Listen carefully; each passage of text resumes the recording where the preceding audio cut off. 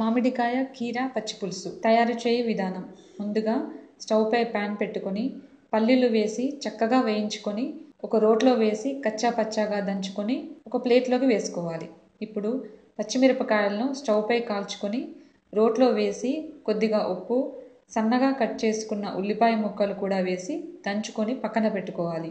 తర్వాత ఒక బౌల్లో కీరా ముక్కలు, దంచి పెట్టుకున్న పచ్చిమిరపకాయ మిశ్రమం, మామిడికాయ తురుము, కచ్చా పచ్చాగా దంచి పెట్టుకున్న పల్లీలు కూడా వేసి తగినన్ని నీళ్లు, కొద్దిగా ఉప్పు వేసి కలుపుకొని కొత్తిమీర వేసుకోవాలి. ఇప్పుడు స్టవ్ పై ప్యాన్లో కొద్దిగా నూనె, ఆవాలు, జీలకర్ర, ఎండుమిరపకాయ ముక్కలు, కరివేపాకు, చిటికెడు పసుపు కూడా వేసి తాలింపు చేసుకొని పచ్చిపులుసు పైన వేసుకోవాలి. మనం చేసుకున్న ఈ పచ్చిపులుసుని అన్నంతో పాటు సర్వ్ చేసుకొని తింటే చాలా రుచిగా ఉంటుంది.